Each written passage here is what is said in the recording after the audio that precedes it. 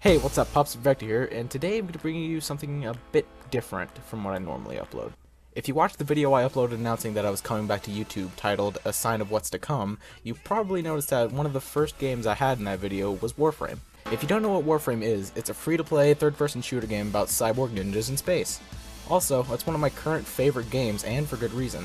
It's essentially a full-fledged, ready-to-buy, pay-to-play game, but in beta and, well, not pay-to-play. It's entirely free, and there's a vast amount of gameplay just waiting to be picked up. I currently have almost 2,500 hours in it, and it's one of the very few free-to-play games I didn't just drop immediately.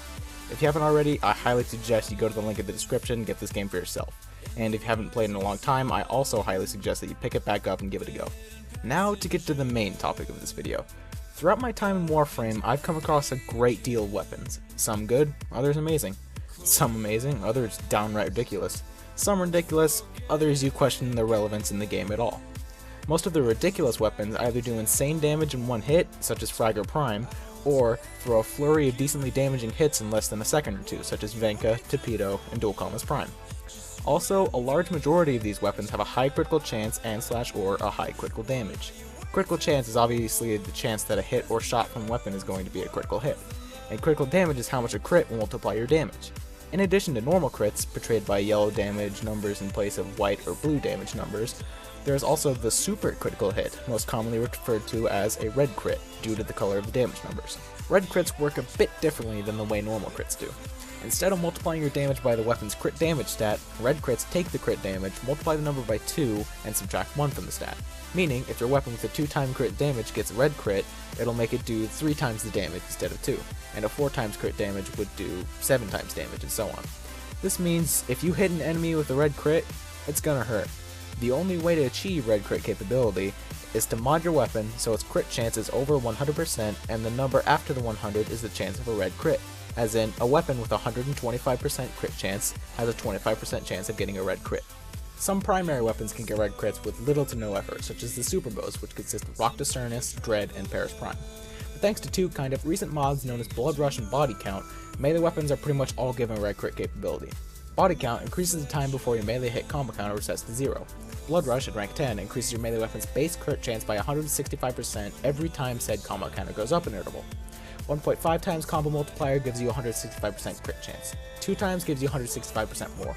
To put it in math terms, a weapon with a 25% crit chance will go up to a 61.75 chance and increase that same amount more every time your combo counter goes up a notch. I explained that horribly, I'm sure, so there's a link in the description to the wiki page about Blood Rush. In addition, the normal crit mods for melee, True Steel, which increases your weapon's base crit chance by 60%, and Organ Shatter, which increases your weapon's crit damage by 90%, can be adapted on for bonus crit buffs. True Steel will bring up the crit chance by 60% of the base chance, but only that, meaning it won't increase it by 60% of the 61.75 after Blood Rush buffs it, but it will increase it by 60% of the original 25. So, with True Steel and Blood Rush, instead of 61.75 at 1.5 times combo multiplier, it will be 76.75 at 1.5 instead. And then there's Berserker, which increases your weapon's attack speed by 75% after 3 crits. And that buff will stay there so long as you don't just stand there and not attack for 30 seconds. This will make you throw several high damage hits much faster than normal, increasing your melee's DPS. This obviously makes many melee weapons able to get red crits, and some of them come with a hefty multiplier to boot. You could use Nakana Prime or Fragger Prime's insane base damage to forcefully shove some 6-digit damage numbers down the enemy's throat, or you could take advantage of Dual Commas Prime's speed to be able to throw some 4-digit damage numbers in a fraction of a second. However, I've recently discovered a weapon with red crit capability that combines insanely high damage, speed, and crowd control into one absolutely, totally, tremendously destructive weapon that gives the Shadow Stalker augmented armor Lieutenant Let Krill and level 150 corrupted heavy gunner Eximus Night Terrors. A weapon so powerful that it had to hide amongst 2 other vastly inferior weapons so it could wait for someone worthy to awaken it and allow it to taste blood again. A weapon only known as Atarax. Atarax is a whip weapon with a seriously scary saw on the end of it. Before the update that introduced red crit melees, Atarax was nothing special, but now that Blood Rush and Body Count exist, this thing is essentially Saitama from One Punch Man's weapon of choice if he breaks his punching arm. Atarax's damage is nothing special, with 45 base damage, and it's slower than the average melee with 0.917 attack speed. But it makes up for that with a 25% crit chance and a 3 times base crit damage. 3 times may not seem like a lot, but with Organ Shatter, it brings it up to a 5.7 times multiplier. Also, remember how I said it could get red crits? Well, that means with Organ Shatter, Blood Rush, Body Count, and True Steel, giving it red crit capability at a measly 2 times combo multiplier, it multiplies its damage by 10.4. And take into account that it multiplies its damage after the effect of damage increasing mods. My Atarax isn't formed yet, leaving my mod selection limited, so I only have Pressure Point on as far as damage increasing mods go. This leaves me with a measly 99.1 base damage. However, remember that I said crit damage multiplies your weapon's damage after damage mods? So, instead of multiplying 45 by 10.4, it's multiplying 99.1 by 10.4. This means, on a red crit, I should be doing around 1030.64 damage. And, thanks to Berserker and Fury, when Berserker is at its max buffage of 75%, along with Fury buffing my speed by 30%, I'm throwing 1030.64 damage over twice every second. Your attack speed is how many attacks you can perform every second. 1.0 means you throw 1 attack every second. Atarax, with Berserker and Fury, gets his attack speed up to a whopping 2.086. I was taking this on sortie missions against heavily armored Grineer enemies, and I was cutting through them easily. And mind you, this is without any Formas or primed mods in the mix. Let's head out to Warframe Builder and see just how strong this thing gets. With a matching stance mod and 3 Formas on Atarax, you can put on Primed Pressure Point, Primed Fury, Blood Rush, Body Count, True Steel, Organ Shatter, Berserker, and your choice of either Shocking Touch, Molten Impact, Fever Strike, or North Wind if you change the Dash Polarity to a Deep Polarity. You can get Atarax up to 1,355.366 base damage and 1,925.975 DPS. But wait, there's more. That's without Berserker or Blood Rush buffs.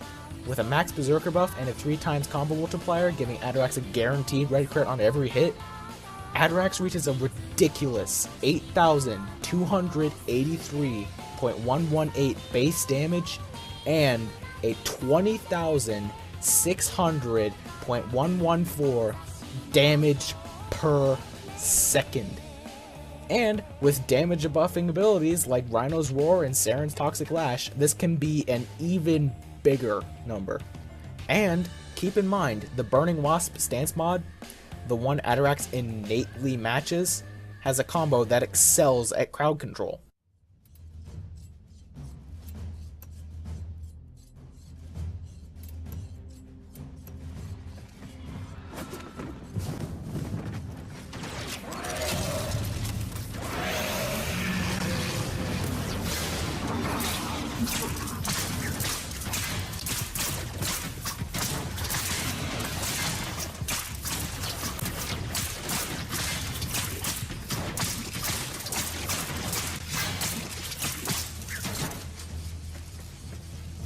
There are a lot of melee weapons in Warframe, and the fact that a forgettable little whip can compete with the big boys like Nakana Prime and Fragger Prime really makes me want to go through every weapon I've trashed in the past and see if there are any more sleepers in Warframe.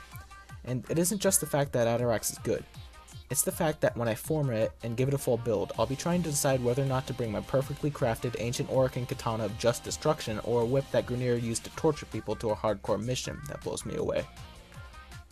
And to think, the only reason I got it back was because I want one of every melee type in Warframe, and I noticed I was missing a whip.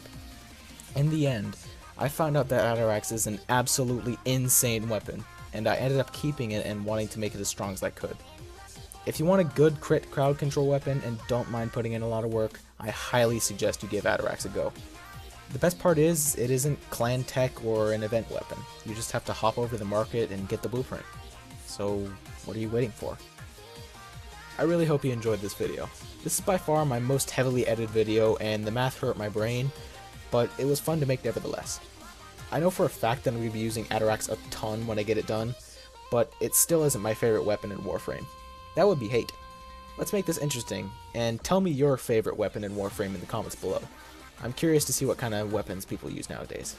If you enjoyed this video, consider dropping it a like, and if you haven't already, make sure to hit that subscribe button to become a pup. And I'll see you guys in the next one. Stay fluffy.